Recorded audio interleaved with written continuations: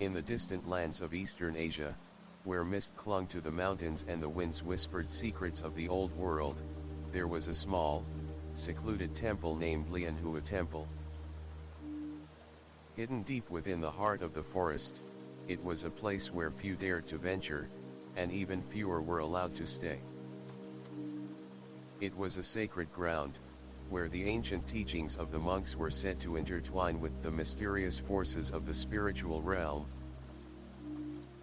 The temple's silence was broken only by the soft rustle of the bamboo trees and the occasional sound of prayer bells ringing through the air.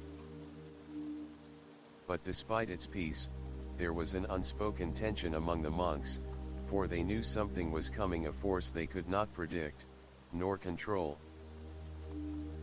One evening, as the orange glow of sunset bathed the temple in a warm light, a young monk named Rentan sat in meditation at the edge of the temple's sacred pond. His deep, black eyes reflected the tranquil water, but his mind was troubled. Rentan had always been a devout follower, practicing the ancient teachings of the temple with unwavering dedication. However, something felt different tonight. A shadow lingered in the air, one that chilled him to the bone. In the temple courtyard, the head monk, Master Joe, was busy preparing for the arrival of a mysterious guest, a traveler who had come seeking enlightenment. The monks had been instructed not to interfere, but Master Joe knew that the arrival of this traveler was not a simple coincidence. He had been expecting this day for many years. The prophecy spoke of a stranger who would come bearing a powerful curse, and Master Joe had been waiting for the signs. "Master Joe," Rentan called out, breaking the silence, "do you sense it? The shadow. The presence that lingers in the air." Master Joe turned to face Rentan, his face etched with both wisdom and sorrow. "I do," he replied, his voice low and steady. "The time is near. The one we have waited for has arrived." The monk's words echoed in Rentan's mind as he tried to comprehend the gravity of the situation. He had heard the ancient prophecies as a child, but he never imagined he would one day find himself living through them. What kind of curse could this traveler carry? He wondered. What darkness has arrived to threaten the temple? Just as Rentan was about to ask another question, the temple gates creaked open, and a lone figure stepped into the courtyard. Cloaked in tattered robes and carrying a staff adorned with strange symbols, the traveler was unlike anyone Rentan had ever seen. Their face was hidden beneath a hood, but there was something undeniably powerful about them.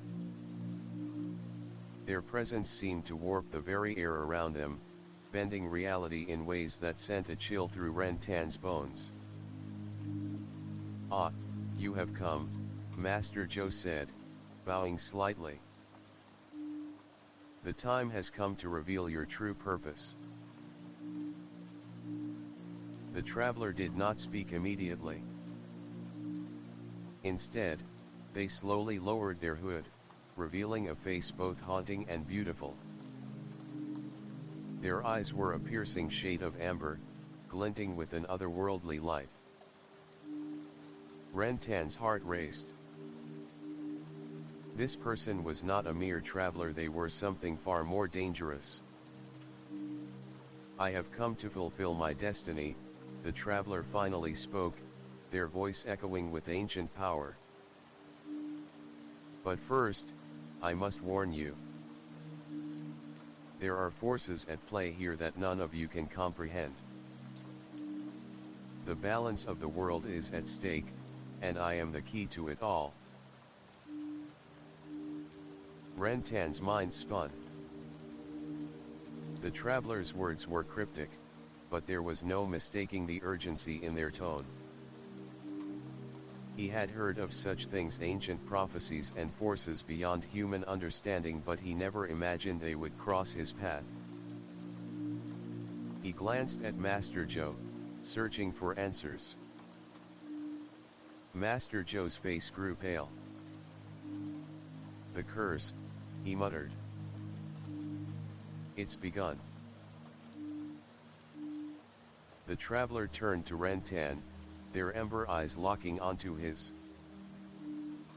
"You are the one who will bear the burden," they said. "You will be the one to fight the darkness." Before Rentan could respond, a cold wind swept through the courtyard, extinguishing the torches that lined the path. Shadows twisted and contorted as if they had come alive, swirling around the traveler's feet. A low growl echoed from the distance, and the ground beneath their feet began to tremble. Rentan could feel the earth itself reacting to the traveler's presence. "You have no choice," the traveler continued, their voice now a sharp command. "The curse is upon you, Rentan. Embrace your destiny, or the darkness will consume you all." Rentan stepped back, his heart pounding in his chest. He had always believed in the teachings of the temple, but this was something beyond belief. The world he knew was unraveling, and he was at the center of it. What must I do?" Rentan stammered, his voice shaking. The traveler smiled, their eyes glowing with an eerie light. "You must venture into the heart of darkness. Only then will you understand the true nature of the curse. But be warned, not all who seek the truth survive the journey. The path ahead is fraught with peril, and you will face trials that will test not just your strength, but your very soul." With that, the traveler turned and began walking toward the temple's inner sanctum, their figure slowly fading into the shadows. Rentan watched them disappear, the weight of their words heavy on his chest. He was no longer just a monk. He was something more. Something bound by fate. The curse had begun. The moon hung low in the sky, casting its silver glow upon the temple courtyard. Rentan stood in the center, still reeling from the traveler's words. The curse. It's real, he thought, his mind racing. He had always believed that the world was as it seemed, a world of meditation, discipline, and peace, but now, everything had shifted. Now, there was something dark, something twisted lurking at the edges of his reality. I'm not just a monk anymore, he realized. I'm a vessel for something greater. But what? The traveler's warning echoed in his mind, the darkness will consume you all. Rentan, a voice called, snapping him out of his trance. He turned to see Master Joe standing behind him, his face drawn with worry. The old monk's usually calm demeanor was now replaced with an intensity Rentan had never seen before. You felt it, haven't you? Master Joe said, stepping closer. The curse is upon us. We've entered a time of reckoning. And you? He paused, his gaze piercing. You are the key. Rentan swallowed hard. What? What do you mean? I don't understand.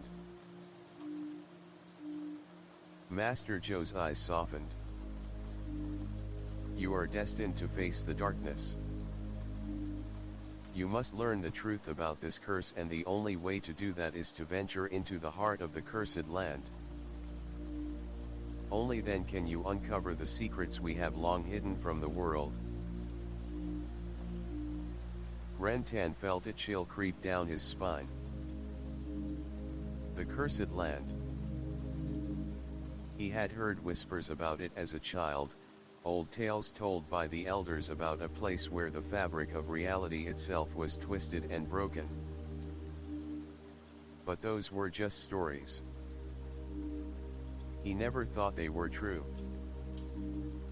I can't do this, Rentan muttered, shaking his head. I'm just a monk.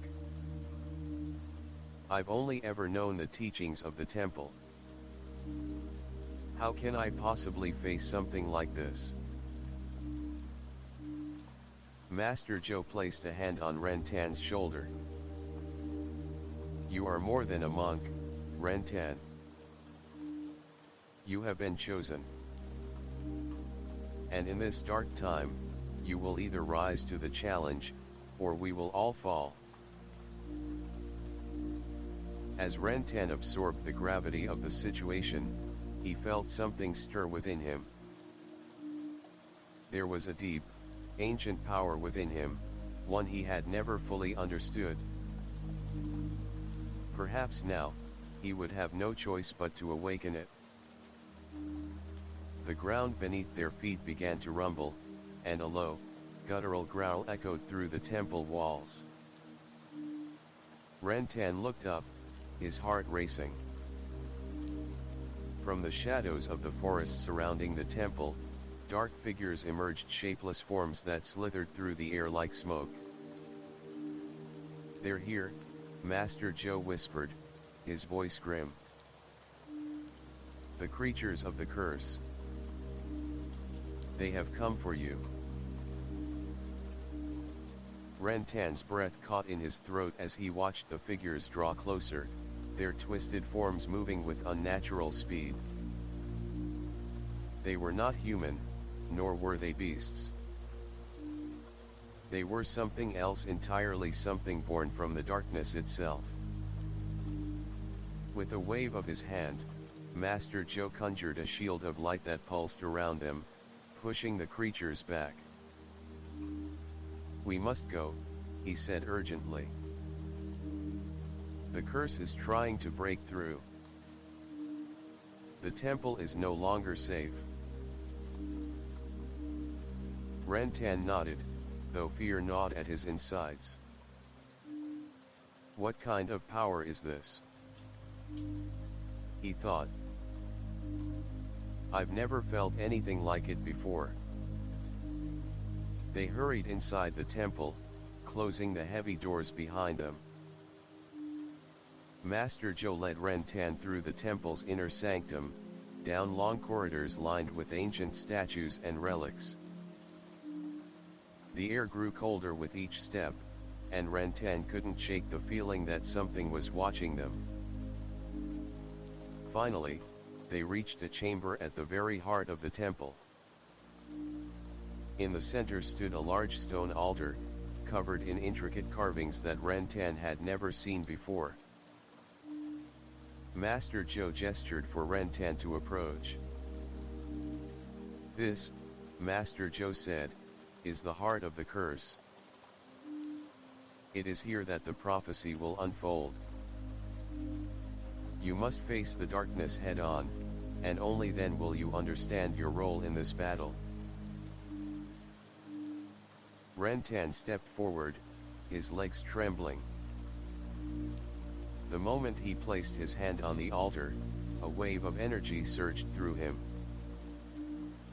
He gasped, his vision blurring as the room seemed to spin around him. The altar pulsed with a dark, malevolent energy that seeped into his very soul. He saw flashes, visions of a land consumed by shadows, of people lost to the curse, their faces twisted in agony. In the distance, he saw a towering figure, its form shrouded in black mist. The figure reached out toward him, its eyes glowing with an otherworldly fire. This is the darkness, Rantan realized, his heart pounding. This is what I must face. Before he could react, the ground beneath him cracked open, and a dark tendril shot up, wrapping itself around his wrist. Rantan screamed as he was pulled into the darkness, his body lifting off the ground. He fought against the tendril's grip, but it was too strong. Master Joe appeared at his side, his face filled with determination. "You must go, Rantan," he said. "This is your trial. You must face the curse alone. Only by doing so can you break its hold on the world." With a final, desperate cry, Rantan was swallowed by the darkness. Rantan's body felt like it was being torn apart by an unseen force. The darkness that engulfed him was thick, oppressive, and cold, pressing in on him from all sides.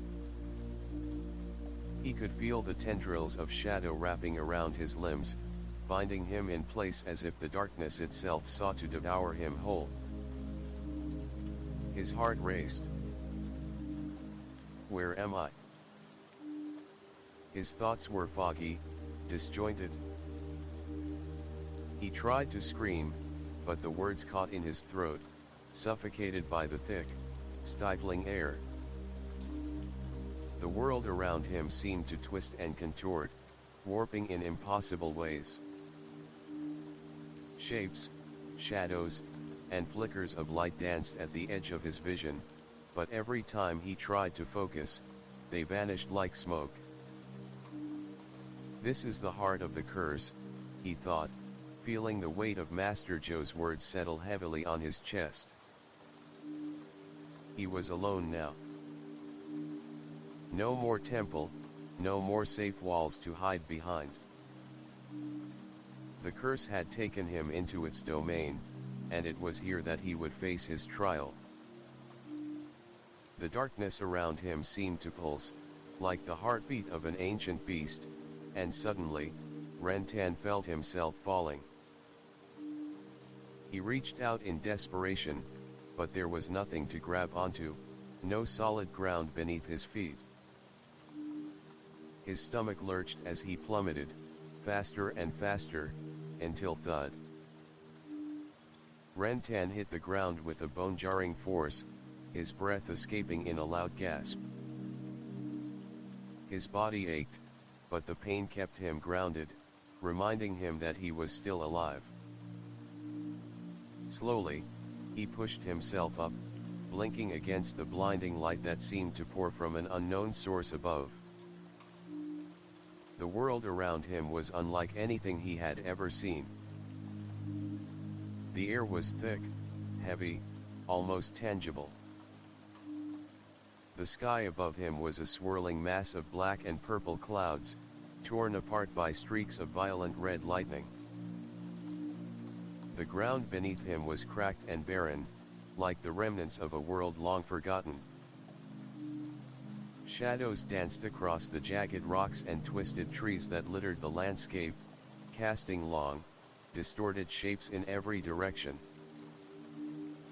Rantan's heart pounded in his chest as he looked around, trying to make sense of his surroundings. What is this place? It was familiar, yet foreign. The air felt charged with a strange energy, and the distant echoes of whispers seemed to hang in the wind, but when he tried to listen, the words were unintelligible. "Welcome to the abyss," a voice echoed through the darkness, making Rantan's blood run cold. It was a deep, guttural voice, resonating with power and malice. The words came from everywhere and nowhere at once, as if the very land itself was speaking. Rentan spun around, but he saw no one. Only shadows. "Who's there?"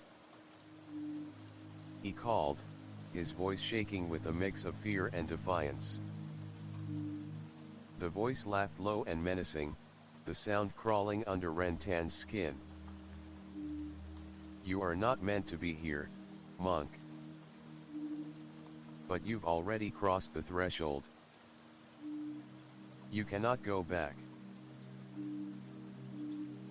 Rentan gritted his teeth, steeling himself. "I will find a way out. I won't be consumed by this darkness."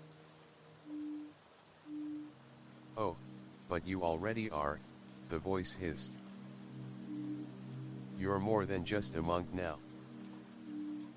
You are the vessel for something far older than you can comprehend. The curse has chosen you, Rentan. It has marked you. You can run, but you cannot hide." Rentan's mind raced. "The curse, it's controlling me." Suddenly, the ground beneath him cracked open, and from the depths of the earth, a figure emerged. It was tall and imposing, a shadow clothed in black armor that seemed to shift and warp with every movement. Its face was obscured by a helmet, but Rentan could feel its eyes on him, cold, calculating. "You must face the truth," the figure spoke, its voice chillingly familiar.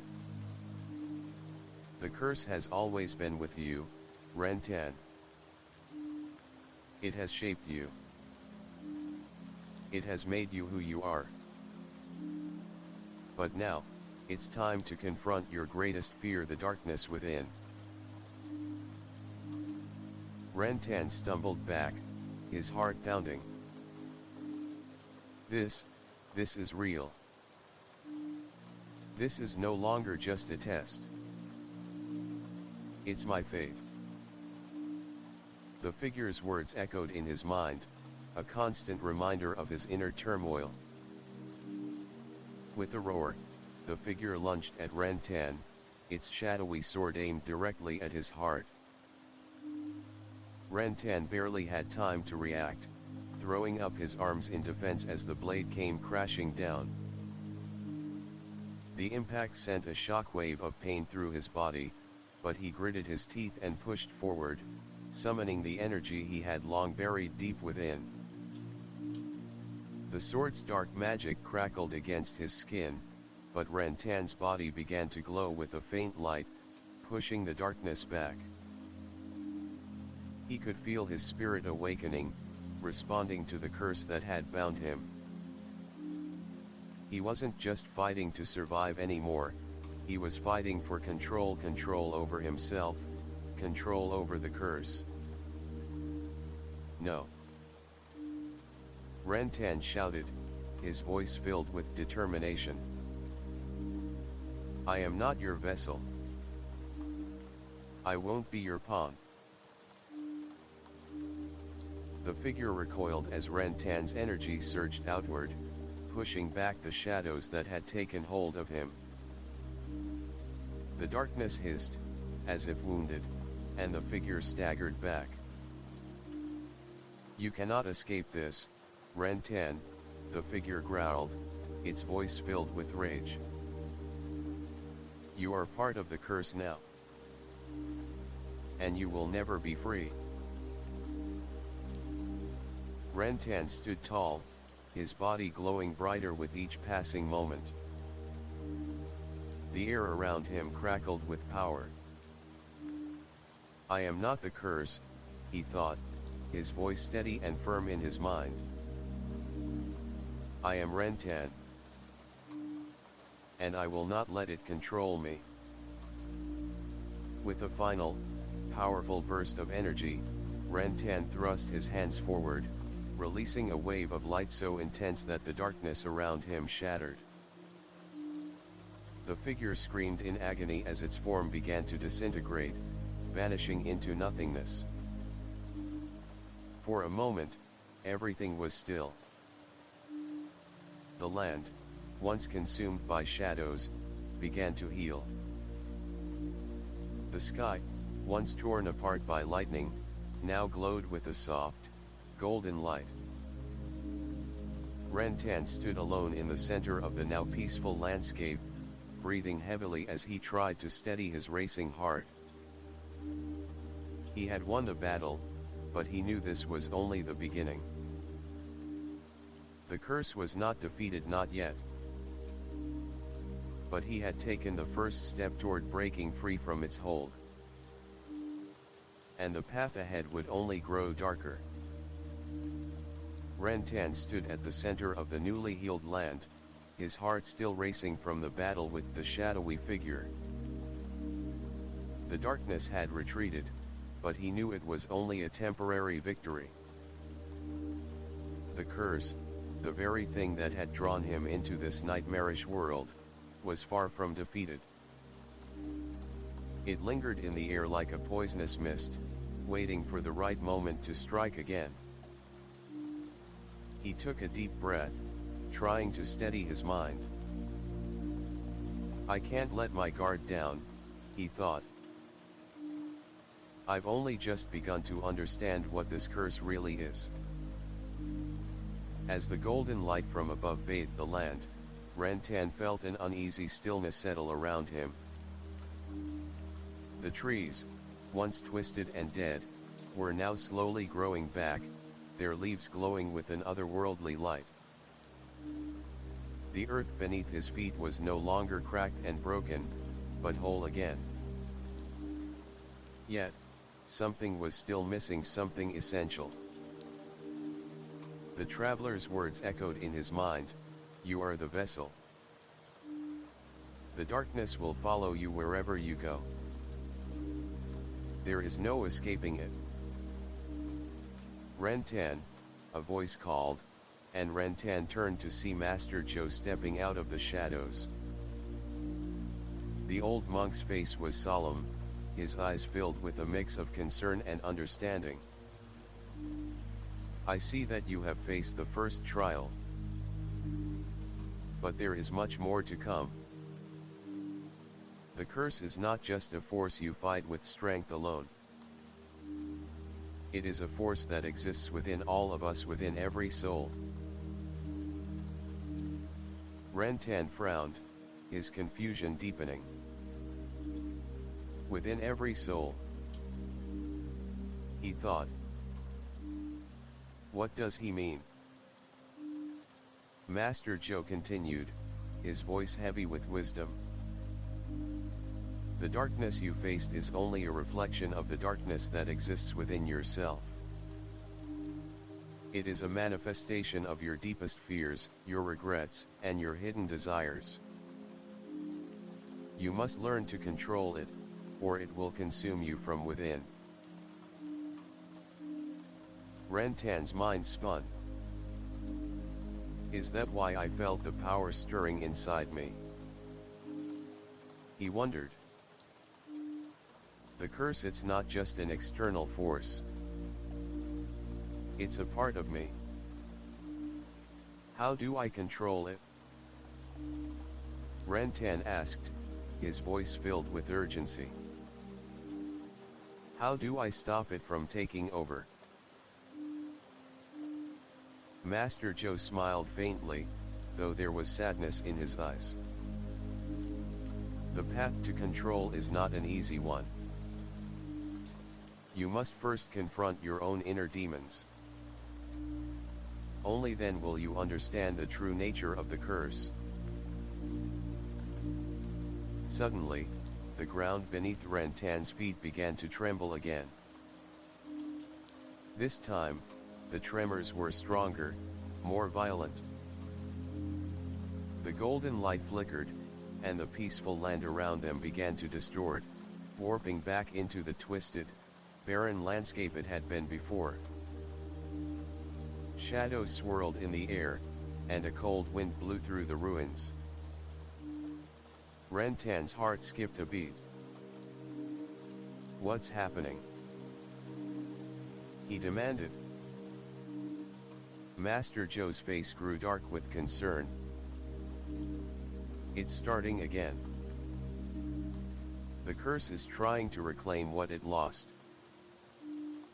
It will not stop until it has consumed everything in its path, and that includes you, Ren-tan. Before Ren-tan could respond, the air around them thickened, and the ground cracked open once more. From the abyss, a new figure emerged, a woman, draped in flowing black robes that seemed to absorb the light around her. Her face was hidden in shadow, but Ren-tan could feel her presence like a weight pressing down on him.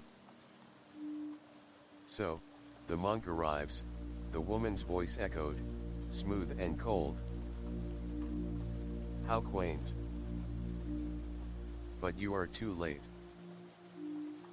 The curse is already upon you. And now, you will join us in the endless void." Ren-tan stepped back, fear gripping his heart. This was different. The figure before him wasn't just a shadow, it was something alive, something powerful. "Who are you?" Ren-tan demanded, his voice shaking with a mix of fear and defiance. The woman laughed softly, her voice like the rustling of leaves in a dead forest. "I am the one who has been waiting for you, monk. You've walked into my domain, and now you will face the consequences of your existence." With a flick of her wrist, the ground beneath Ren-tan's feet cracked open, and he was pulled into the darkness once again. This time, there were no gentle shadows, no soft light to guide him. The darkness was absolute, suffocating, and cold. Ren-tan gasped for breath, but the air was thick with despair, as if every breath he took was pulling him deeper into the void. His mind raced, his thoughts tumbling over one another as he tried to make sense of the situation. The curse is not just an enemy I can fight, he realized. It is a force that controls everything, including me. But if I can control it, if I can master it? The woman's laughter echoed through the abyss. "You think you can control it? You are nothing but a puppet, Ren-tan. The curse is already in your blood, in your soul. There is no escaping it. You are mine." Ren-tan's vision blurred, but he refused to give in. His hands clenched into fists, his heart pounding in his chest. "No," he thought, "I won't let it consume me. I will control it. I will not become its puppet." Summoning every ounce of strength he had left, Ren-tan pushed against the darkness, his body glowing with the faint light of his inner power. The curse was trying to claim him, but he would not let it. "Not now, not ever. You will not control me," Ren-tan shouted, his voice filled with conviction. "I will fight. I will survive." The darkness recoiled, as if shocked by Ren-tan's defiance. The woman's laughter stopped abruptly, replaced by a sharp, hissing breath. "Impossible," she whispered, more to herself than to Ren-tan. "You cannot fight what is already inside you." But Ren-tan knew that the battle wasn't just physical. It was mental, emotional, spiritual. The curse had to be fought on every level. And he was ready. The world around him began to tremble once more, but this time, Rantan's light burned brighter, pushing back the darkness. He was no longer just a monk. He was a warrior, fighting for his soul. The woman snarled, her form flickering and shifting. "You are stronger than I anticipated," she said, her voice laced with venom. "But it won't matter. The darkness will always find its way back to you." Rantan's light flared as he took another step forward. "I am the one who will break the curse. I will not be your vessel. I will be free." With those words, the world around him exploded in a burst of light. The explosion of light that had surged from Rantan's body gradually began to fade, and as the brightness diminished, the world around him shifted. The abyss that had once swallowed him whole now seemed to retreat, replaced by a vast and endless expanse of swirling fog. For a brief moment, everything was silent, so silent that Rantan could hear the sound of his own heartbeat echoing in his chest. He stood there, breathing heavily, his body trembling with the after-effects of the battle. The darkness that had once threatened to overtake him now seemed like a distant memory, but Rantan knew that it was far from gone. The curse still lingered, lurking in the shadows, waiting for the right moment to strike again. "You're stronger than I gave you credit for," the woman's voice echoed once again, piercing through the fog. This time, however, her tone was tinged with something else: frustration, perhaps even fear. "But don't fool yourself, monk. You can't escape the curse. It is already a part of you." Rantan clenched his fists, the words biting into his soul. The darkness within him, the curse that had taken root in his being, was not something he could simply wish away. But that did not mean he would give up. He was not ready to surrender, not yet. "I'll never let you control me," Rantan replied, his voice steady despite the fear gnawing at his insides. "I will break this curse." There was a sudden gust of wind, and the fog began to swirl, coalescing into a figure that appeared before Rantan. It was the woman, the same shadowy figure who had tried to break him in the darkness. But now, she seemed different. Her form was clearer, more defined. Her eyes burned with an amber glow, and her lips curled into a smile that sent chills down Rantan's spine. "You think you can break me?" she asked, her voice cold as ice. "You are just one man, Rantan. One man against a force that has existed since the beginning of time. What makes you think you stand a chance?" Rantan's eyes narrowed. "Because I am not alone." With those words, he stepped forward, the light within him flickering to life once again. The woman's smile faltered, but she quickly regained her composure, her laughter echoing through the fog. "You are deluded," she hissed. "There is no one to save you. You are the curse. You are the one who has been chosen to carry it to the end. Your fate is sealed."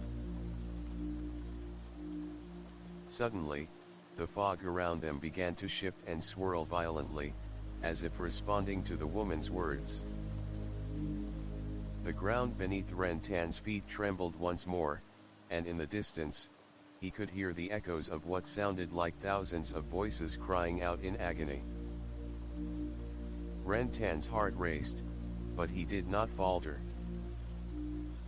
He knew now that this was no longer just a battle against an external enemy. The true enemy was within him.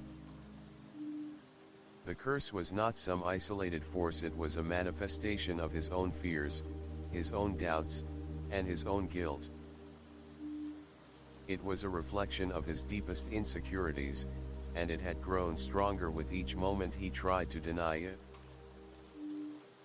But I will not let it control me, Rentan thought fiercely, the light within him growing brighter, more intense. I will face it. I will face myself. With a surge of determination, Rentan raised his hands, and a wave of light erupted from his body, spreading outward like a shock wave. The darkness recoiled, as if in pain, and the woman's figure faltered, her form flickering like a candle in the wind. This is the power you seek, she taunted, her voice growing more strained. You think a little light will save you. It will never be enough. The curse will always return. But Rentan's light did not waver. I am more than just light, he said, his voice steady. I am more than the curse. And I will not let you destroy me. The woman's eyes flashed with anger, and she raised her hand, conjuring a dark energy that crackled with malicious power. Then you will see how futile your resistance truly is, she snarled. With a flick of her wrist, the ground beneath Rentan cracked open, and from the chasm below, dark tendrils shot upward, wrapping themselves around his arms and legs. Rentan struggled, but the tendrils held fast, binding him in place. He could feel the cold, suffocating presence of the curse closing in around him once again. But Rentan did not give in. His light burned brighter, piercing through the darkness that tried to suffocate him. I will break free, he thought. I will not let this darkness claim me. With a fierce cry, Rentan summoned all of his strength, pushing against the tendrils that held him. The light within him surged, breaking through the darkness like a beacon, and the tendrils began to disintegrate, turning to dust in the air. The woman howled in frustration as her power faltered. No, she screamed. You cannot defeat me. But Rentan stood tall, his body glowing with the pure light of his spirit. I am not trying to defeat you, he said, his voice calm but resolute. I am trying to defeat the darkness within me. And that is something you cannot take away. With a final surge of energy, Rentan released a wave of light that engulfed the entire area, disintegrating the shadows around him. The woman screamed, her form breaking apart like smoke, until there was nothing left but the empty void. Rentan collapsed to his knees, exhaustion overtaking him. His body burned with the after-effects of the battle, but he could feel a strange peace settle within him. The curse was still there, lingering in the depths of his soul, but it had lost its hold on him, at least for now. He had won this battle. But he knew that the war was far from over. The light faded. Rentan opened his eyes slowly, half expecting to still be surrounded by the fog and shadows. But this time, he was somewhere else. The ground beneath him was smooth marble, cool to the touch. Ancient pillars rose around him, wrapped in ivy and etched with symbols so old that even the monks of Lianhua Temple had only whispered their meanings. Above him, a dome of cracked crystal filtered the soft moonlight from a sky filled with constellations he had never seen before. Time itself felt different here, like it had been carved from an older reality, one that predated the world he knew. He sat up with effort, his body still trembling from the spiritual battle with the Shadow Woman. Though her form had been vanquished, her words still echoed in his mind, "You are part of the curse now." Was she right? He shook his head. No. He had chosen to resist. He had forced the darkness back. But this place wasn't his world. "Where am I?" he whispered, his voice hoarse. Then came a soft sound like paper sliding across stone. A scroll unfurled itself beside him. Rentan blinked. The scroll glowed faintly. He crawled over and saw only 3 characters written in a strange ink that shimmered red under the moonlight, and Gayatlan Joy. The spirit realm of the moon. Just then, a breeze swept through the temple and carried with it a soft, feminine voice. "Welcome, wanderer of light and shadow," it said. "You stand at the threshold of the Whispering Gate, the last place before the realms truly divide." Rentan stood quickly and turned. A woman in silver robes hovered just above the temple floor. Her eyes were blindfolded, yet her gaze felt as if it pierced directly into his soul. "Who are you?" Rentan asked, cautiously. "I am a Maya," she replied. "Guardian of thresholds, witness of fate." Her voice was calm, but beneath it pulsed a strength not of this world. "You have crossed into the space between realms," she continued, "where dreams and death walk side by side. Few survive the crossing." Rentan took a breath, then asked, "Why am I here?" She floated toward him. "Because the curse is not just a burden. It is a tether. It has anchored you to more than one world. And now, the Whispering Gate has opened to test your resolve." Rentan frowned. "Another trial?" Amaya nodded. "Beyond this gate lies a reflection of your past. Faces you have forgotten, truths you have buried. Walk through it, and you may reclaim the power to sever the curse's hold. But beware, what awaits you is not illusion. It is memory, twisted by shadow." Rentan hesitated. "And if I fail?"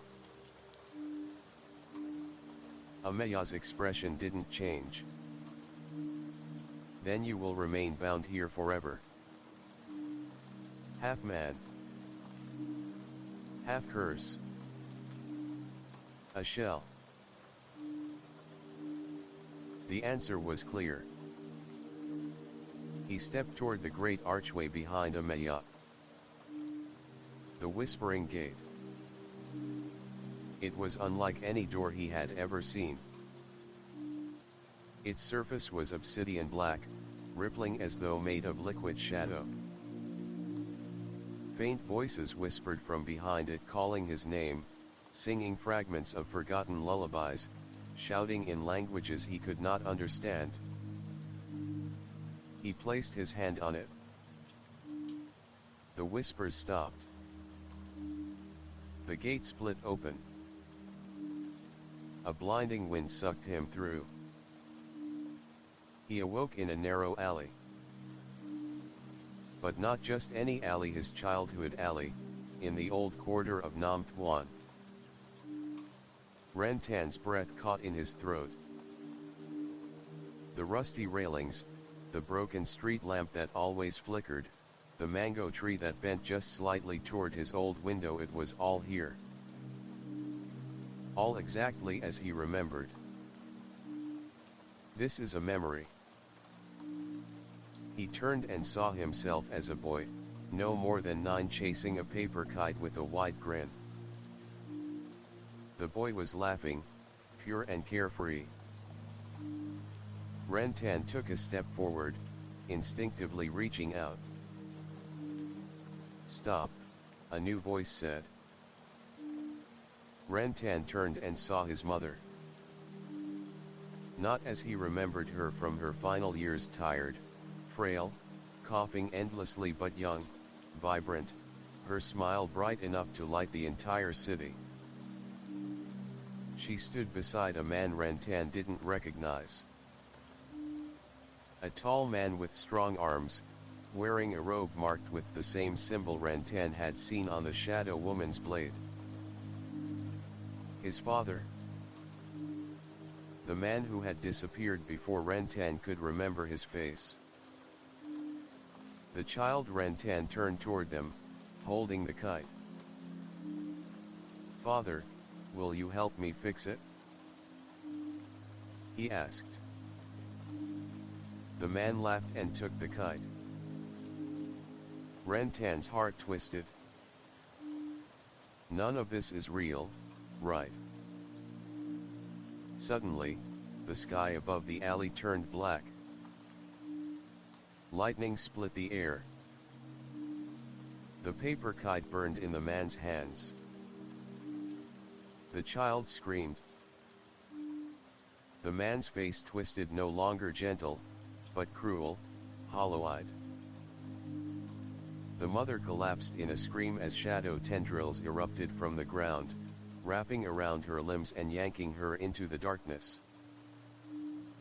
Ren Tan ran forward, roaring in fury, but his hands passed through everything like smoke. Then came a single word. Traitor. It wasn't from the shadows. It was from himself. Ren Tan turned and saw another version of himself, older, cloaked in black, eyes glowing red. This version carried the same curse sigil burned into his palm. "You betrayed her," the cursed Ren said. "You left her to die. You let the curse fester. You are the reason she screamed." "No." Ren Tan yelled. "I never." The cursed Ren raised a hand and pointed. "Then why does the curse sing your name?" The sky shattered like glass. The alley crumbled. Ren Tan dropped to his knees, gasping, the shards of memory raining down like ash. And then, a single hand reached through the void. It was Sixth. The girl from the temple. Her voice, clear and unwavering, "Wake up, Ren Tan. You're not alone." He grabbed her hand. The darkness retreated. Ren Tan awoke, for real this time, lying in a circle of burning incense and protective charms. Six knelt beside him, holding his hand tightly. Beside her stood Master Zhou, lips moving silently in prayer, his staff glowing with blue fire. "You've returned," Zhou whispered. From the other side. Rentan looked at Six. Her eyes were red from crying. How? He rasped. She smiled through her tears. The moment I saw you fall, I knew I had to follow. Behind her, Rentan saw something else, something terrifying. The shadow woman, broken but not destroyed, had reappeared at the temple gates. And this time, she wasn't alone. The protective charm surrounding Rentan flickered as the air around the temple grew heavier, denser, like the atmosphere before a thunderstorm, charged with electric dread. Master Joe had never seen the wards react like this before. The blue flames on his staff began to sway toward the temple gates, as if pulled by an unseen force. Rentan sat upright, still breathless from his descent into the whispering gate, but a fire burned behind his eyes. He turned to Six. You reached into the void to pull me out, he said. How did you do that? Six hesitated, then looked at Master Joe. The old monk gave her a nod, silent, yet full of caution. I heard your voice calling, she said softly. But it wasn't just your voice. It was something inside me. Like a thread. I don't know how to explain it. Rentan was about to ask more when a chilling cry echoed through the temple grounds. They turned toward the gate. The shadow woman had returned. But this time, she wasn't alone. Flanking her were three figures, shrouded in black robes stitched with crimson glyphs. Their faces were hidden by horned masks made of bone. As they approached, the ground behind them wilted. Flowers died, stone cracked, and even the moonlight seemed to shy away. The cult of the bound flame, Master Joe whispered, face pale. Rentan turned sharply. Who? Joe's knuckles tightened around his staff. The original bearers of the curse. Exiled sorcerers from 1,000 years ago who once tried to bind the void to human will. Their blood rituals birthed the first flame of corruption, the very same curse you now carry. The leader of the cult stepped forward. His mask bore the mark of a burning lotus, a twisted echo of the Lianhua temple's crest. Monk, he said, his voice deep and otherworldly, you've awakened a curse far beyond what we imagined. You have touched the soul root of the abyss. And now, we have come to complete what you began. I didn't begin anything, Rentan spat. The curse was forced onto me. The masked man tilted his head. You think that? Then tell me, did no one ever explain why the curse chose you, monk? Do you believe it's a coincidence? The silence that followed was like a wound opening. Rentan looked at Master Joe. The old monk's face said everything. You knew, Rentan whispered. Didn't you? Joe bowed his head. It began before your birth, he said at last. Your father was one of them. A high priest of the bound flame who tried to defect. He fell in love with your mother. He came to us seeking shelter, protection.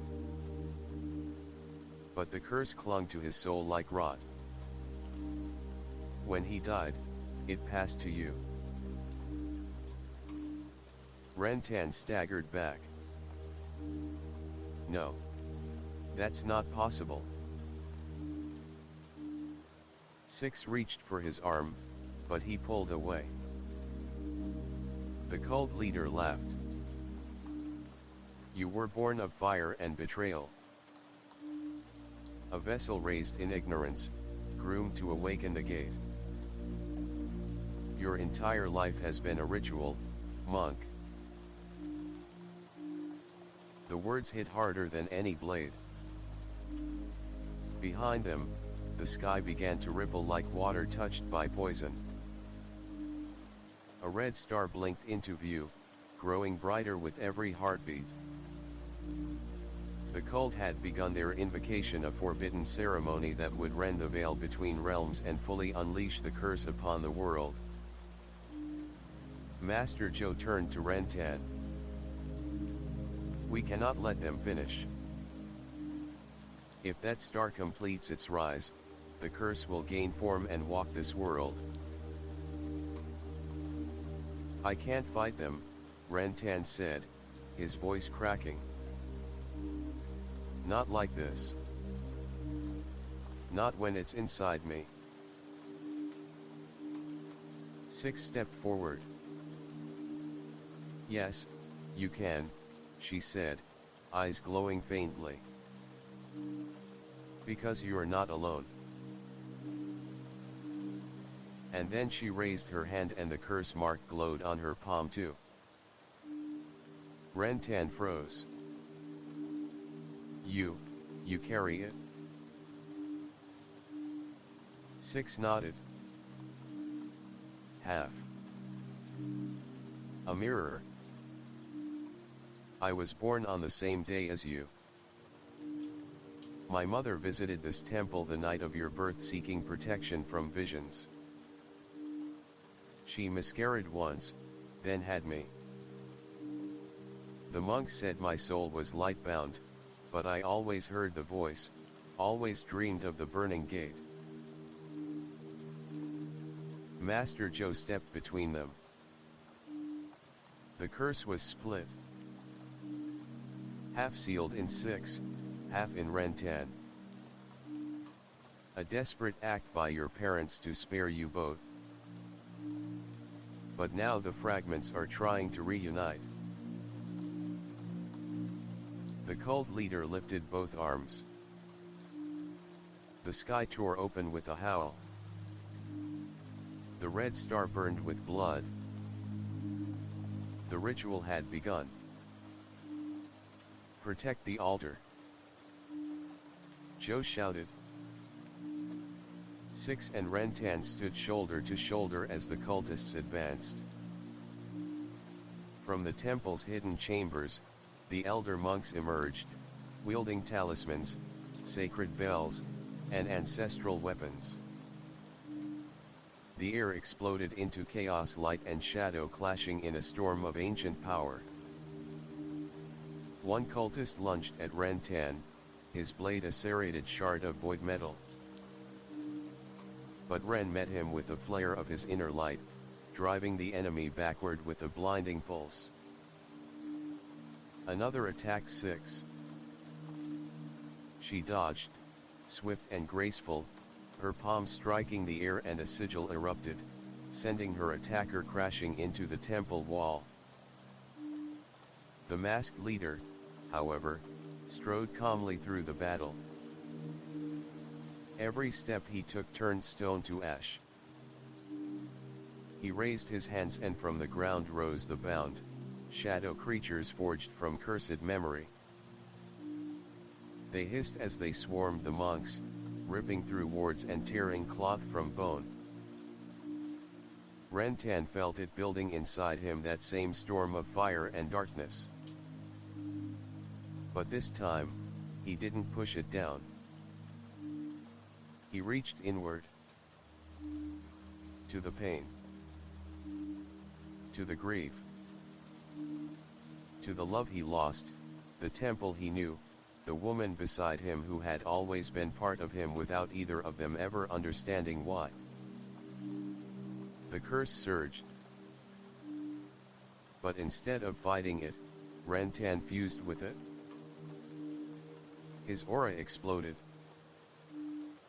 A halo of light and flame ignited around him, blinding the creatures, pushing back the bound flame. The cultists screamed, shielding their faces. And Six wept. Because for the first time, she saw him for what he truly was. Not a vessel.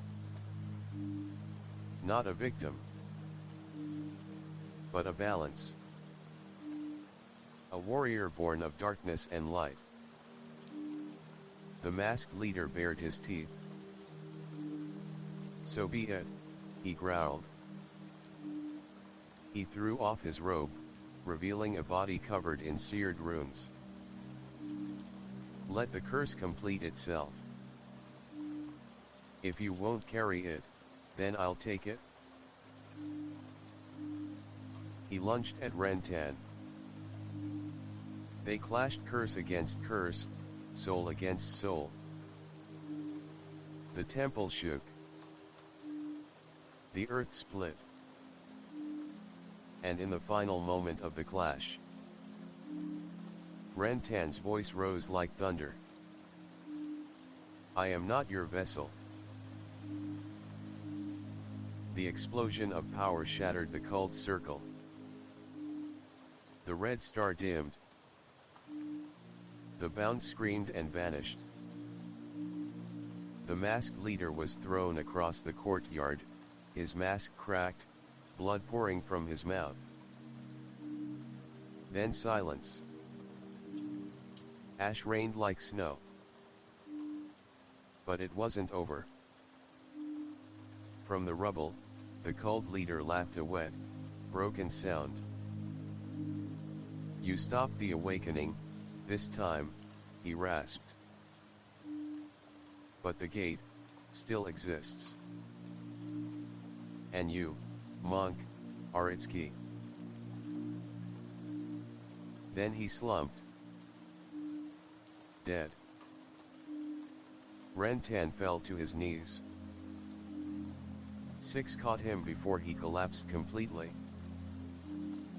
Master Joe approached, looking both proud and afraid. "Balance," he whispered. "The only force that can hold back the abyss." The temple lay in eerie silence, blanketed in a fine ash. The flames that had once danced along the sacred incense bowls were snuffed out, replaced by smoke spirals that drifted into a starlit sky still faintly tinged with crimson. The battle was over for now, but the air remained heavy with dread, like the pause between heartbeats before the next blow. Rantan lay on the ground, sweat glistening on his forehead, his robes torn, his breathing ragged. His body ached from the clash with the cult's leader, but it wasn't just physical. Something inside him felt strained. As though he had pulled the deepest fibers of his soul to the edge and they had nearly snapped. Beside him, Six pressed a damp cloth to a cut above his brow, her hands trembling. She hadn't spoken since the explosion of energy that ended the battle. Not because she had nothing to say, but because there were no words large enough for what had just happened. Master Joe paced nearby, murmuring ancient prayers under his breath, etching protection sigils into the temple floor with the charred end of his staff.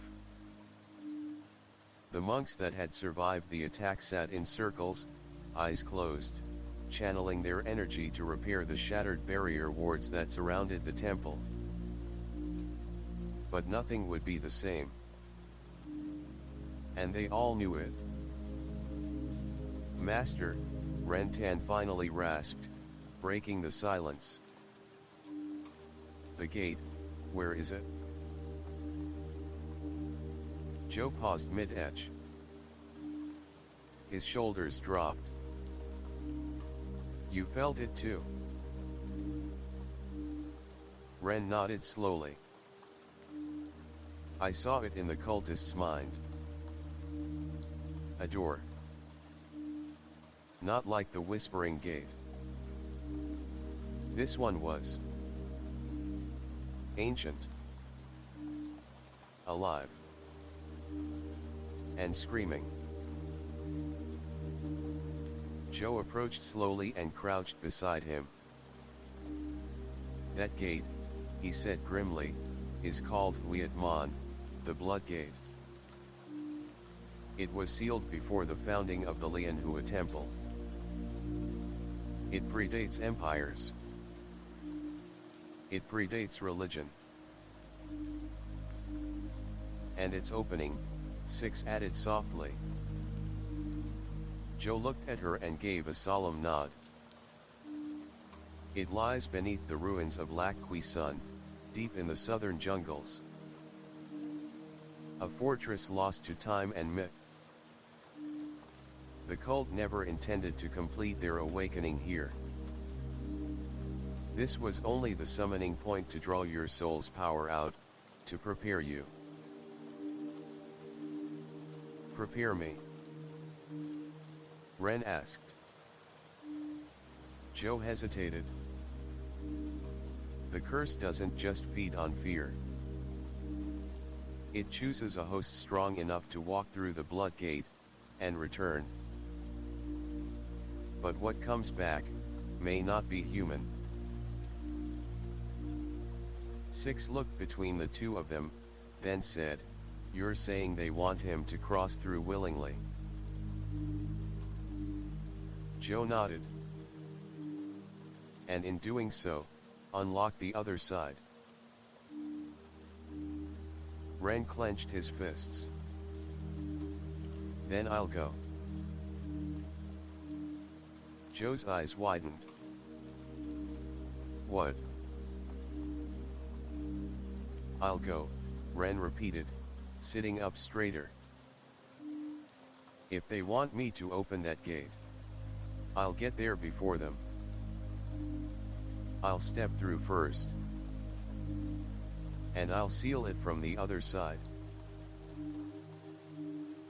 Silence. Then Joe whispered, You don't understand what you're suggesting. No one who's crossed into the blood gate has ever returned. Not even the founders of the Six Orders. The last man to try, was your father. Ren froze.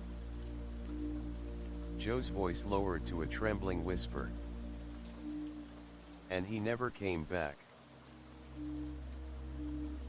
2 days later, at the edge of the Forest of Echoes, Ren 10, 6, and Master Joe stood at the brink of an ancient path that disappeared into the thick fog of a jungle so dense that even sunlight feared to enter.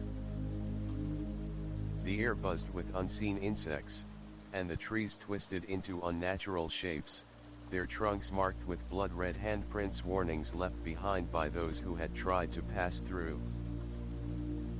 Six adjusted the leather strap around her shoulder, carrying scrolls and talismans from the temple. Her face was pale, but her gaze steady. I dreamed of this place, she murmured. It's where the veil is weakest. Where the gate whispers through the roots of the trees. Joe turned to them both.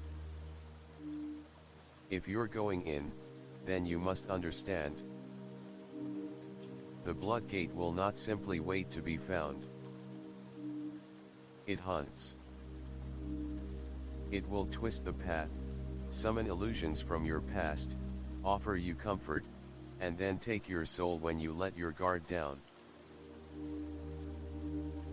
Ren took a deep breath. Then let it come. They stepped onto the path. The deeper they went, the quieter the world became. No birds. No wind. Only the soft rustle of leaves beneath their feet and the occasional echo of their own voices thrown back at them in strange, distorted tones. By the second night, Six stopped abruptly and pointed to a stone altar half buried in moss. On it sat a small clay figure, a monk kneeling in prayer, but its head was broken off. Beside it was a rusted plaque. "Here lies Brother Han, may his spirit return one day from the other side." Joe paled. "I knew Han," he said, voice breaking. "He was one of our strongest. They sent him to find the gate when I was still a novice." They stared at the figure in silence. Then the jungle shifted. Ren heard laughter.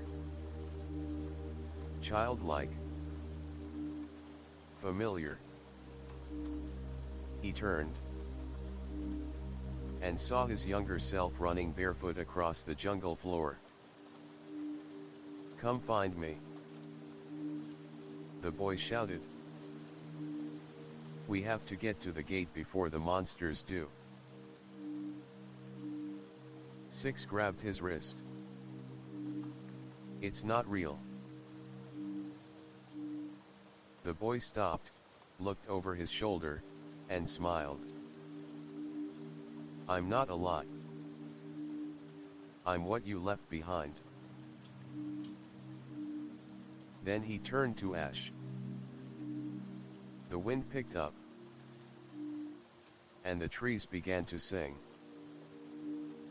No, not singing. Chanting. Blood for passage. Flesh for power. Memory for entry. Offer. Offer. Offer. Day 4, at the threshold. They arrived at a clearing just as the sky turned blood red. In the center stood the blood gate. It was alive. A massive stone arch, pulsing like a heartbeat. Vines wrapped around it like veins, and within the arch shimmered a surface like stretched skin, translucent and shifting. Faces pressed against it from the other side screaming, mouths open in silent agony. Ren fell to his knees. "It's calling me." Six dropped beside him. "Then we answer. But not like them. Not for power. We go in for truth." Joe reached into his satchel and drew out 2 seal-etched daggers, forged from spirit-touched jade. "If you pass through," he said, "these may be the only things that can sever what binds you. But be warned, use them too late, and you lose yourself. Use them too early, and you leave something unfinished." Ren took one. Six took the other. The gate pulsed. A mouth opened in its center, grotesque and dripping red light.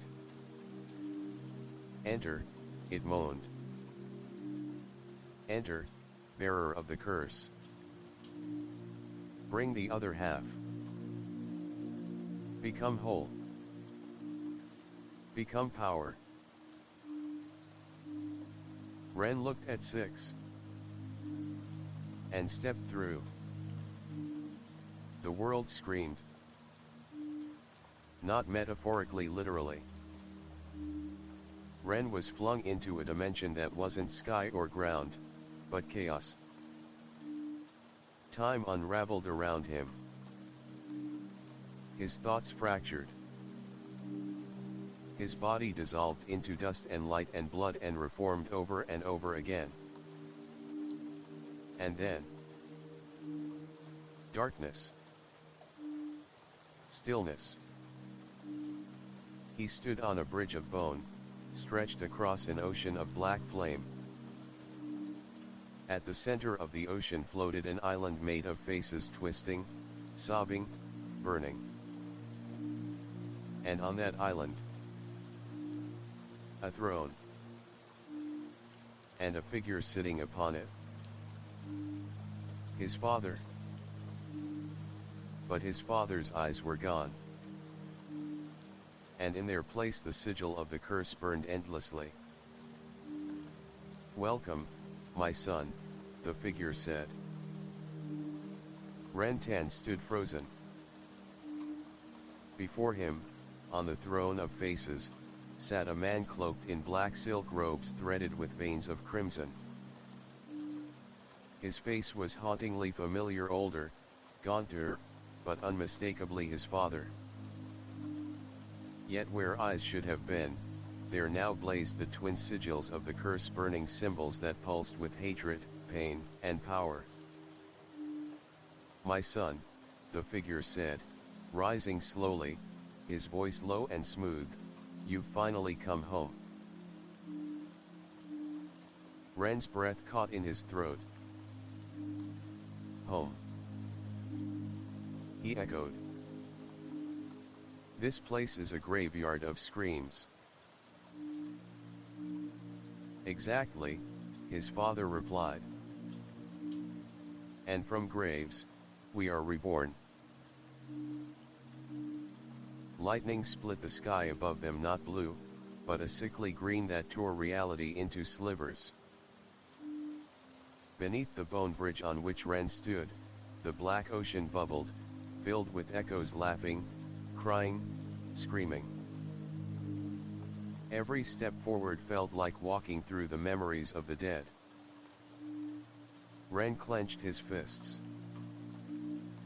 "You died. They said you died protecting us." His father tilted his head. "Did I?" Ren hesitated. "Joe told me." "Joe only tells what the temple wants you to believe," his father snapped, voice tightening. "They never told you the whole story, did they?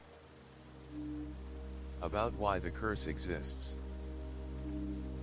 Or who made the pact that birthed it?" Ren took another step forward, the seal dagger in his grip glowing faintly. "Then tell me." His father smiled sadly. Almost gently. Then lifted a hand.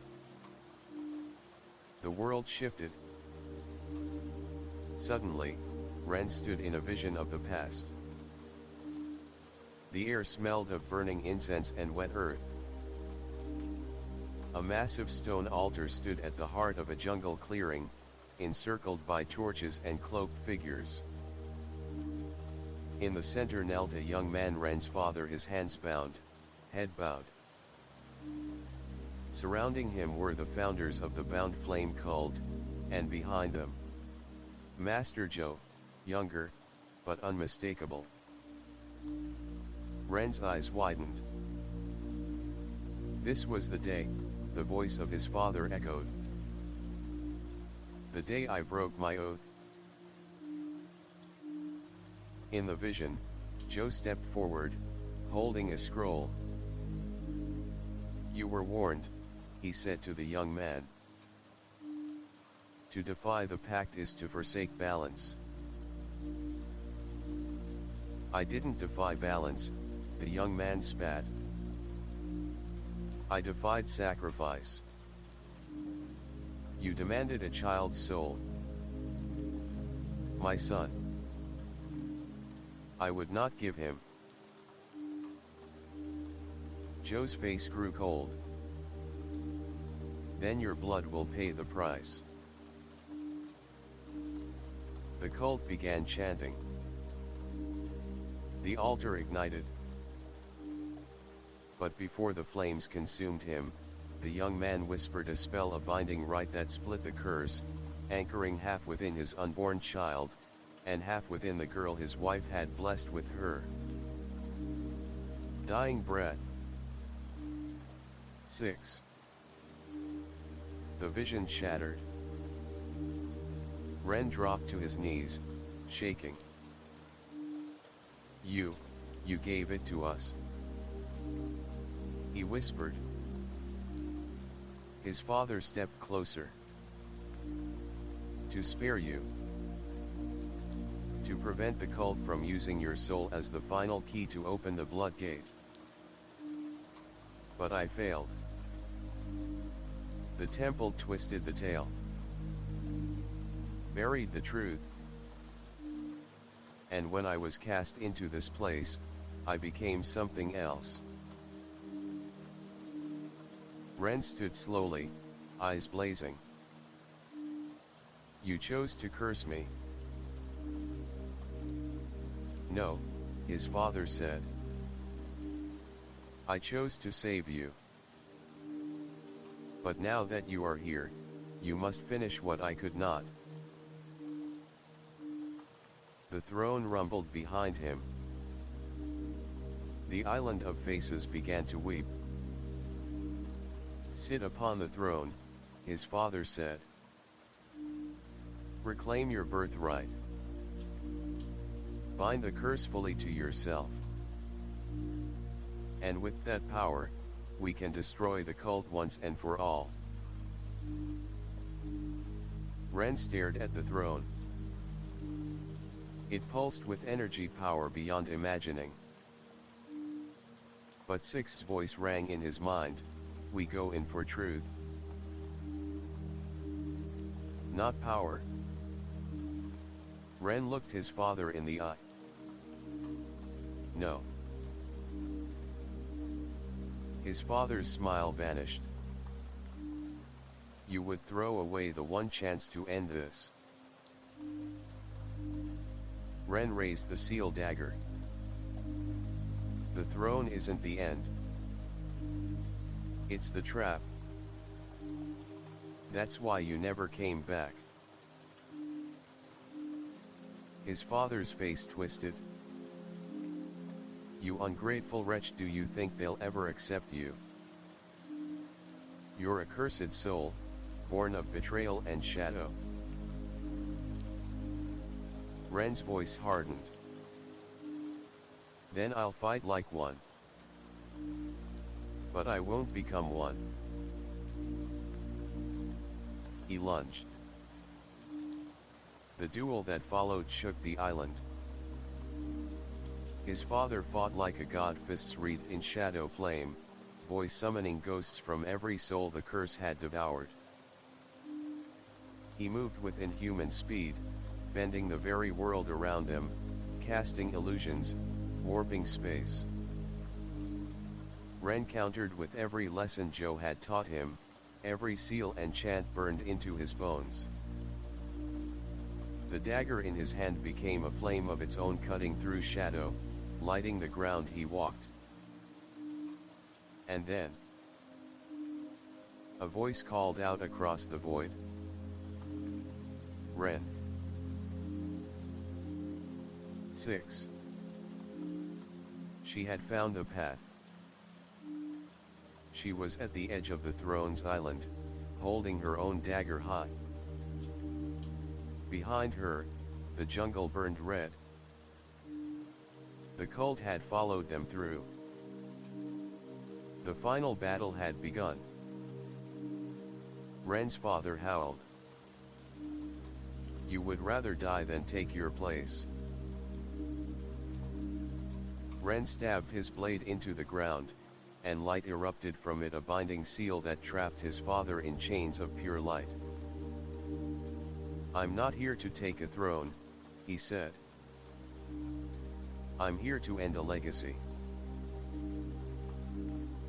He turned to Six. "Let's finish it together." As they stood side by side, the blood gate began to close behind them, shrieking in protest. But beyond it, the real world awaited, and with it, the full might of the cult, now enraged and united under a new master.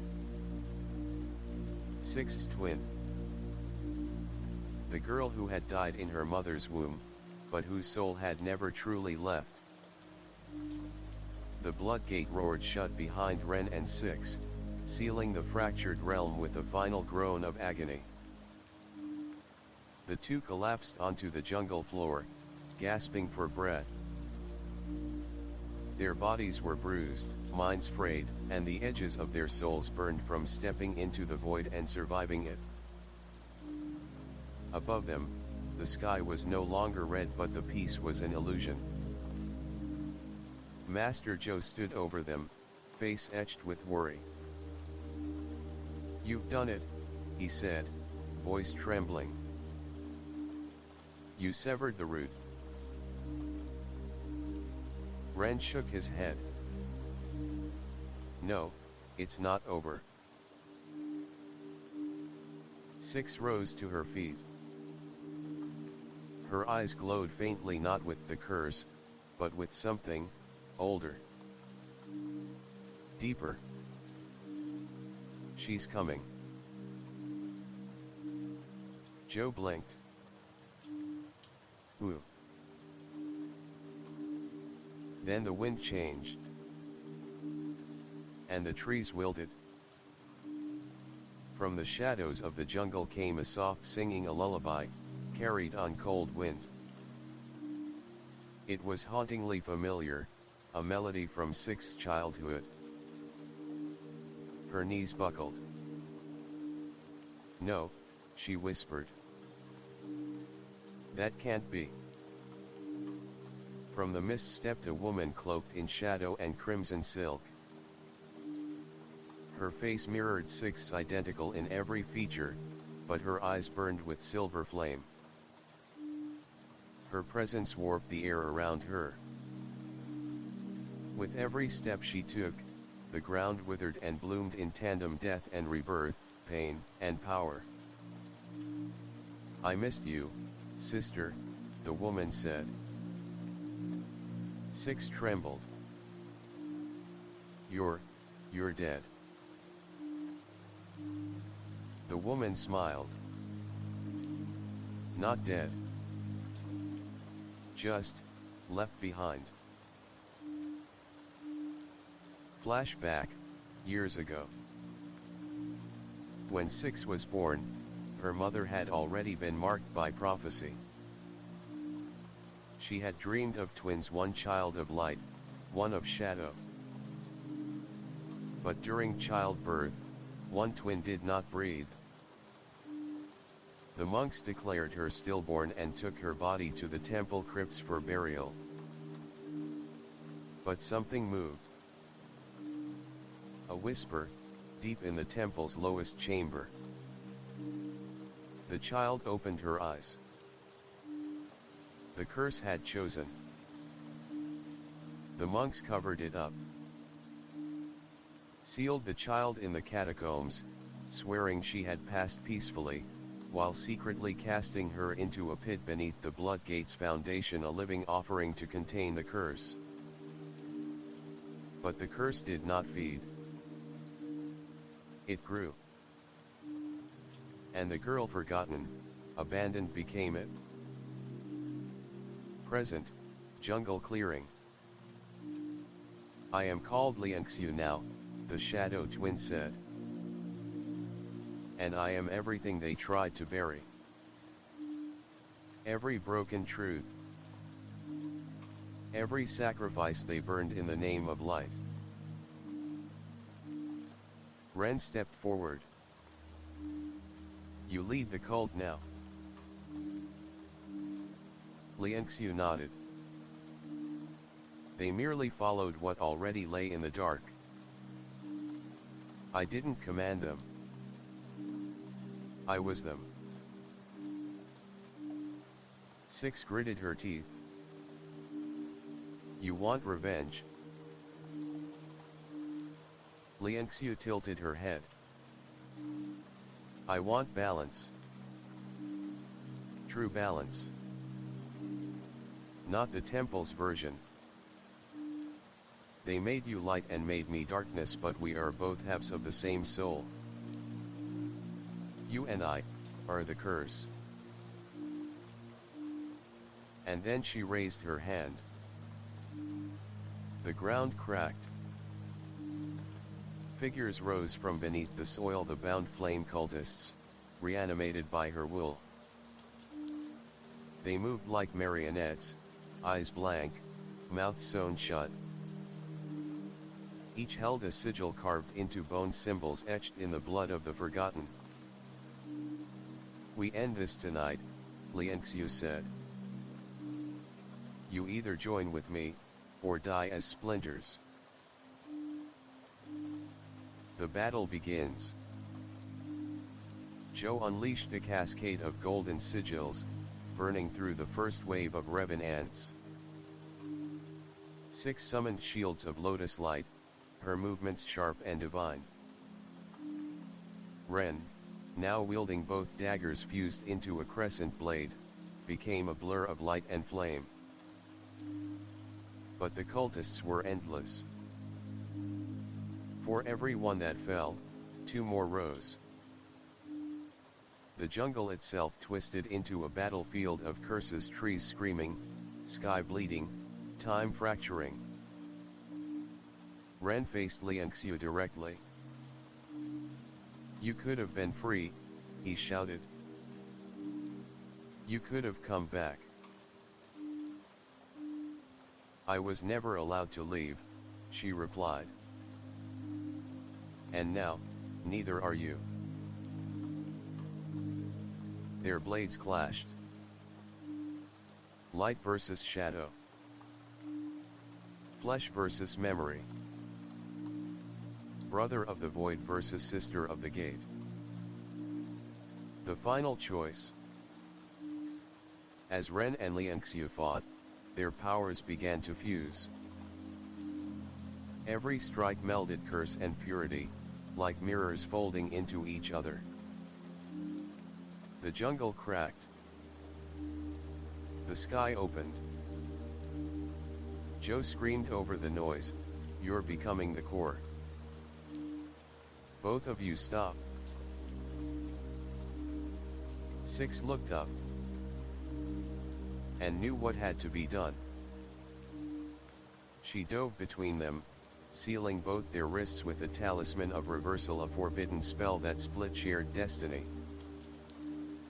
The twin bond, once cursed, was severed. Lianxiu screamed, not in pain, but in loss. The mark on her forehead shattered. The cultists dropped lifeless to the ground. And the sky cleared. Aftermath. Lianxiu lay in the grass, gasping. Her powers faded. Her face, once wrathful, now just looked tired. I wanted them to remember me, she whispered. 6 knelt beside her. I do. Lianxiu smiled weakly. Then maybe. I was never cursed. Her body dissolved into light, like a dream finally released. Ren collapsed beside 6. Zhou dropped to his knees. And the jungle, the world, was finally still. Epilogue. Back at the temple, Ren lit the incense of remembrance, placing it at the foot of the shrine. She wasn't evil, he said. She was forgotten. 6 nodded. And now, remembered. Master Zhou stepped forward. The curse is no longer a chain. It's a scar. One that you've both earned the right to bear, not as monsters, but as guardians. Ren turned to the sunrise. And for the first time in his life, it didn't burn. Weeks passed. The jungle that once whispered curses now breathed peace. Trees regrew their leaves. Birds sang again. And deep within the temple, the blood gate remained silent, its frame now cold, the pulsing life inside it seemingly gone. Ren Tan spent his days rebuilding the outer shrines with the monks. He carried stone, carved runes, even took up the old practices of silent meditation. The war was over, but peace sat uneasily in his chest. He would wake from dreams soaked in sweat, visions of a sky filled with eyes, of voices not his own speaking inside his mind. 6. Now a high priestess in training, had grown more distant. She spent hours in the forbidden archives, seeking something, always chasing answers in old languages and dust-covered scrolls. One evening, Ren found her kneeling before the censer where Liang Xiu's ashes were interred. "She's not gone," 6 said softly. Ren knelt beside her. "I feel her too." 6's hands trembled. "No, not her. Something else. When we broke the curse, we didn't destroy it. We just broke the shell." Ren looked into her eyes. And for a moment they weren't hers. Elsewhere, the echo sanctum.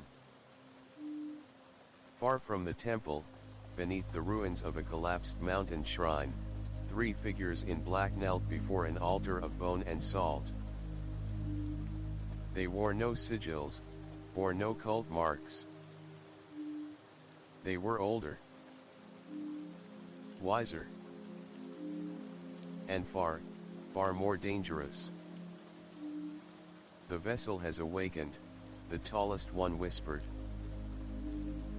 The twin fire failed, but the soul severance worked. Another figure lit a torch, flame danced in black and blue hues. "Then phase 2 begins. We no longer need the blood gate. The boy is the gate." The third, a woman with a serpent tattoo curling up her neck, spoke last. "Prepare the binding. We summon it."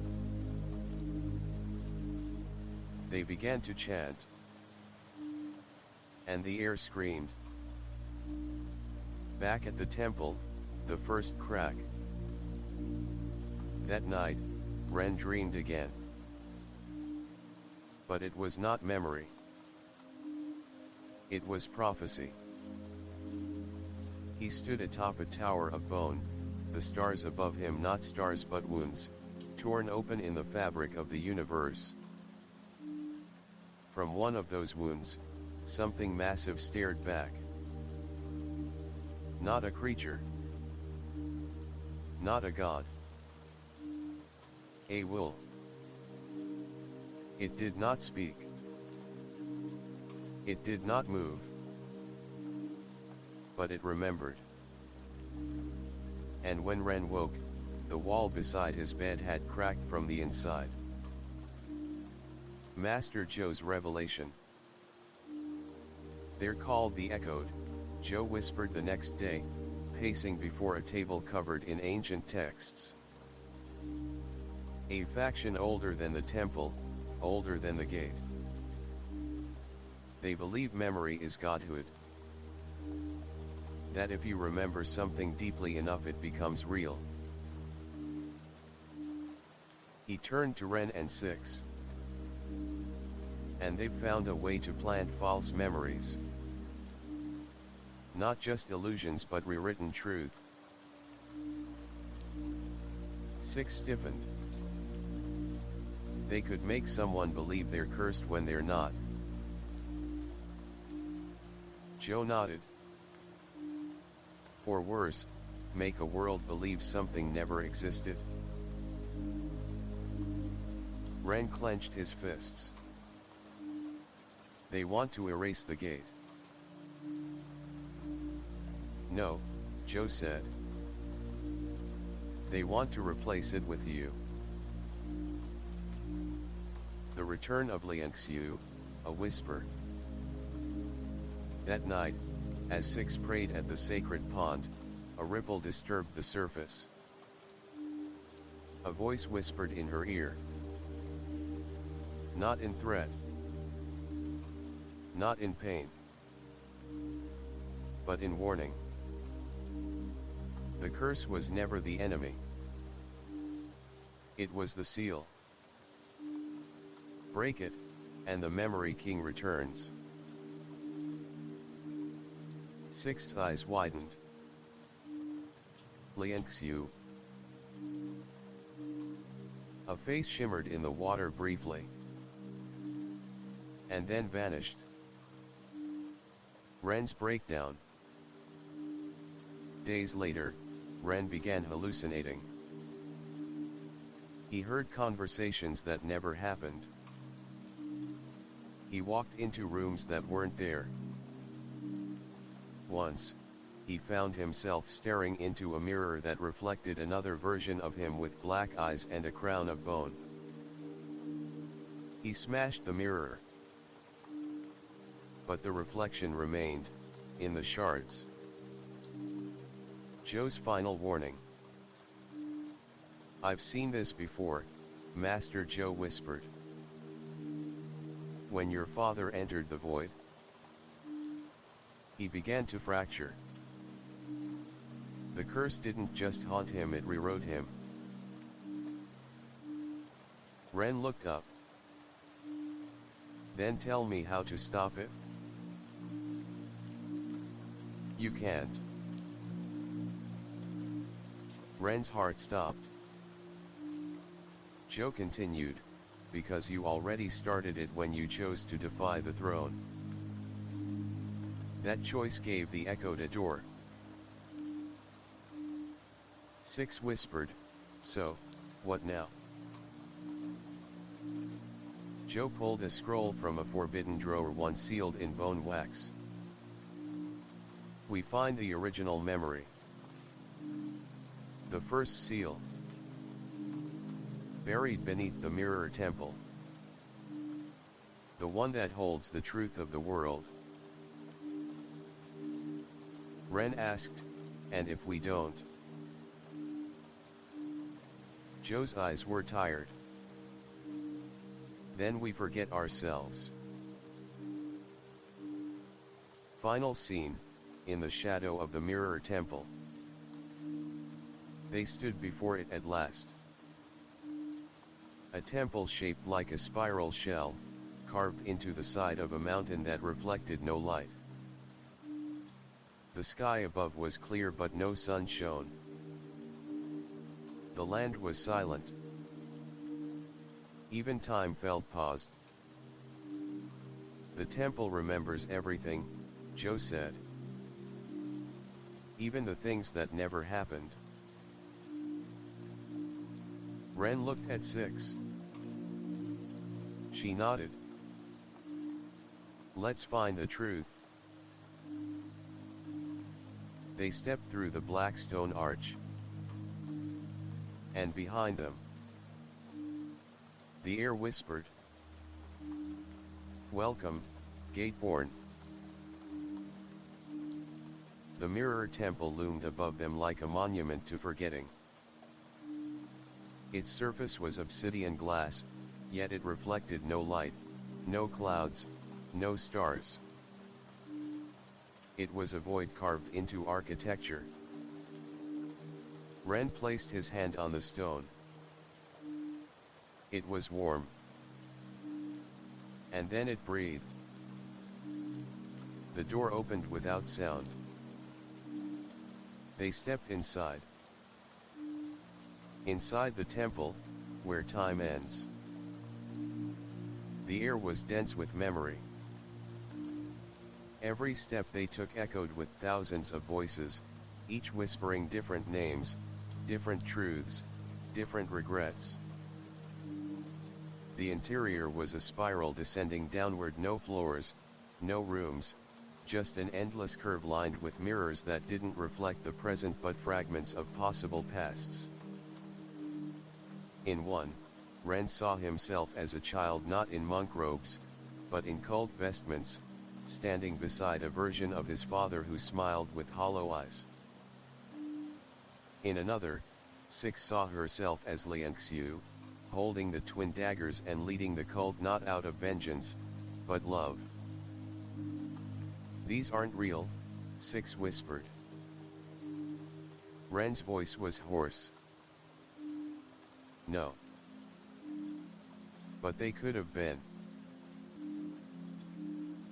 Joe, walking behind them, said nothing. First trial, the memory that bites back.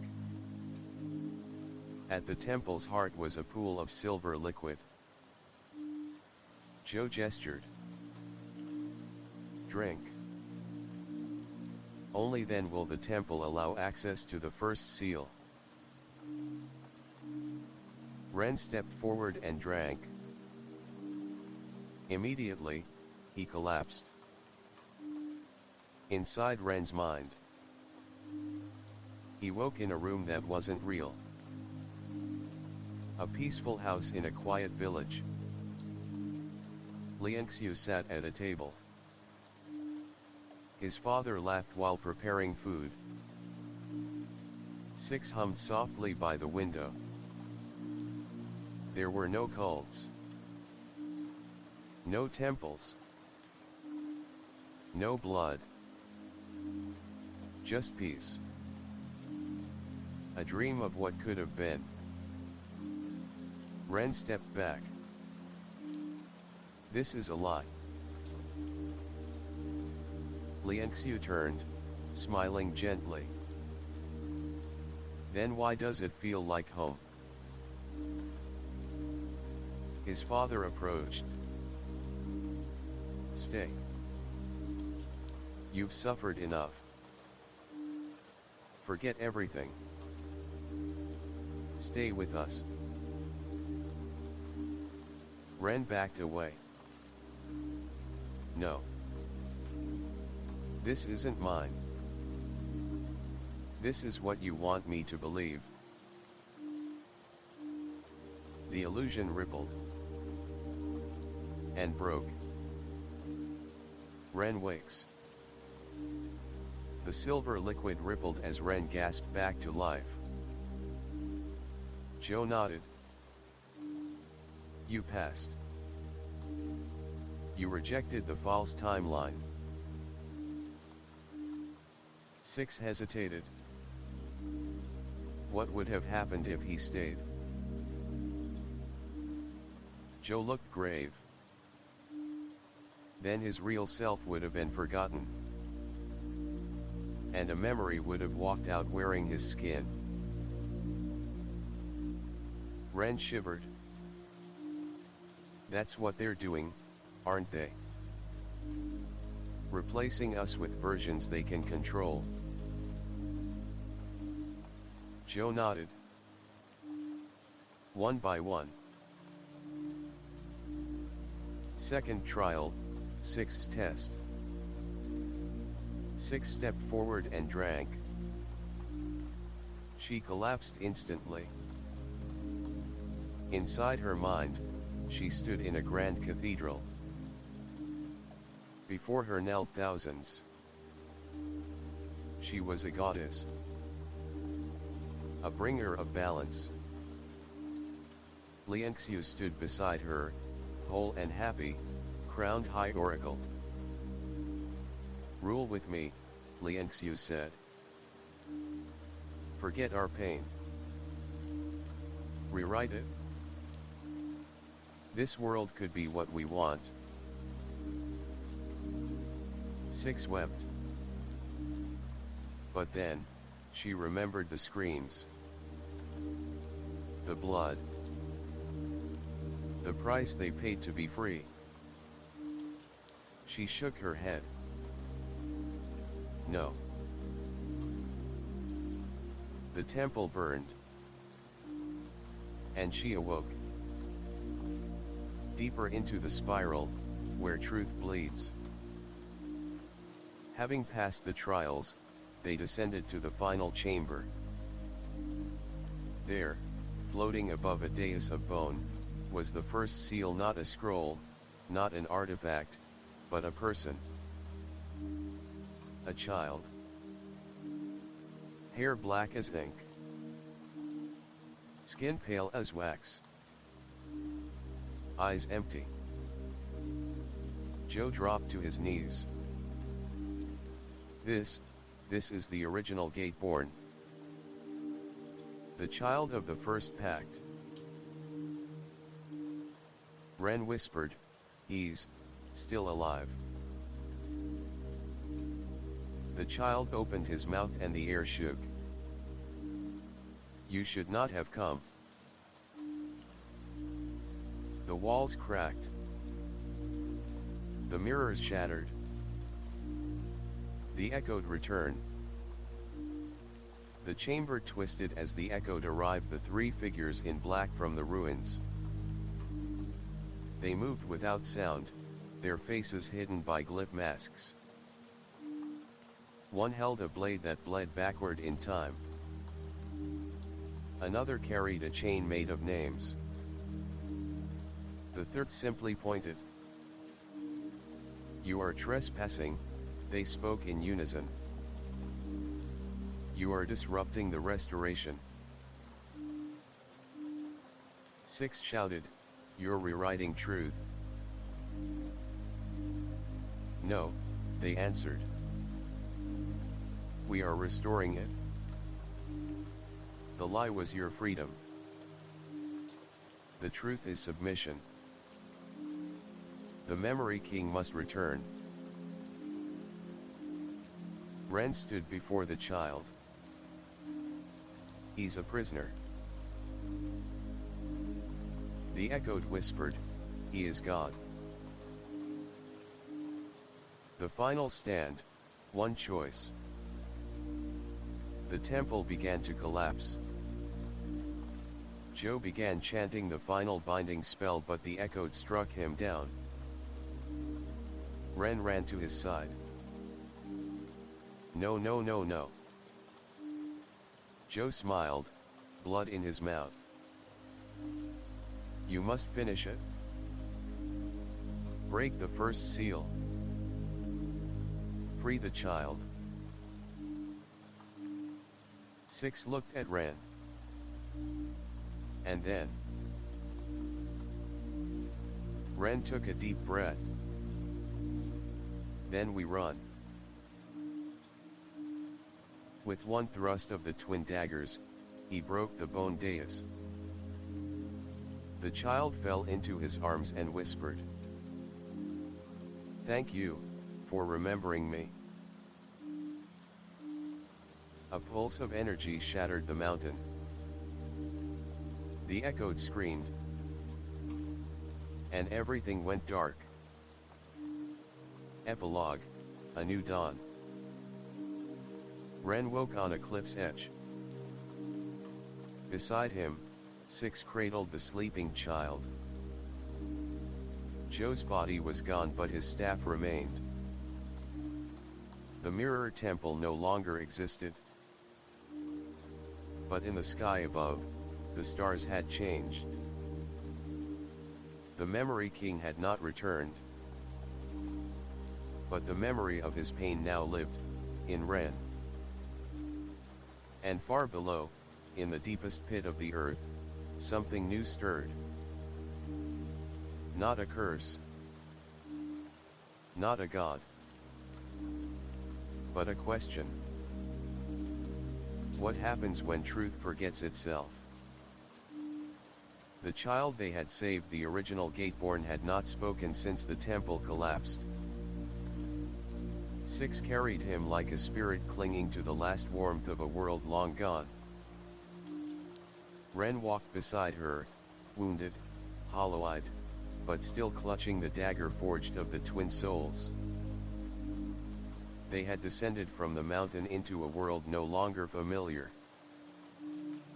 The sky had changed. People looked at them but didn't see them. The world had forgotten the gate. Forgotten the curse. Forgotten the cult. And worst of all, forgotten them. 1 month later, the last sanctuary. In the remains of the old temple, Master Joe's staff stood planted at the center of the ruined prayer hall. No one came anymore. The monks were gone. The scrolls burned. Ren sat in silence, watching the child stare at nothing. "He's not healing," 6 said. "He doesn't belong here," Ren replied. "Neither do we." She looked at him. "Then where?" Ren stood. "Where it all began. The Forbidden Garden, center of the old world. A place spoken of in only the first scrolls, older than any temple, older than the curse." Ren, 6, and the child passed through forests that moved when they blinked. Rivers flowed upward. Stars bloomed from the ground like flowers. And there, at the center of the world, lay the altar of unmaking. A massive disk of obsidian carved with one word: to forget. The final revelation. Joe's spirit appeared not as a ghost, but a memory, embedded in the gate-born soul. "You brought him here," Joe said softly. "Because this is the only place where truth can die peacefully." 6 clenched her fists. "But we don't want to forget." "You misunderstand," Joe said. "This place does not make you forget. It asks, what are you willing to let go of, so others may remember?" Ren understood. He stepped forward. "I'll do it." 6 grabbed his arm. "No. We're not real anymore, 6, Ren said. "Look around. No one remembers our names. Even the world has moved on. But if we stay, the cycle will return." He turned to the child. "Let him grow up free of our pain." 6 shook her head, tears falling. "You'll vanish." "I'll vanish." Ren smiled. "Maybe that's what peace is. The choice." Ren placed his hand on the altar. The obsidian glowed. All his memories began to pull away from him: Liangxiu, Joe, the cult, the dagger, the curse. One by one, they unraveled into light. 6 stepped beside him. "I won't let you go alone." The altar whispered. "Will you forget yourselves, so the world may remember balance?" They answered together. "Yes." "What remains?" The altar burned for 3 days. When the light faded, there were no bodies. Only a single flower, half red, half white. The child, now alone, walked away. He didn't know who he was. But he knew one thing. That someone, somewhere, had once loved him enough to disappear. Centuries later, a new gate opens. In a bustling city, deep beneath the marble library of the Celestial Order, an acolyte discovers an ancient stone tablet. Carved in it were only these words: "We were light and shadow.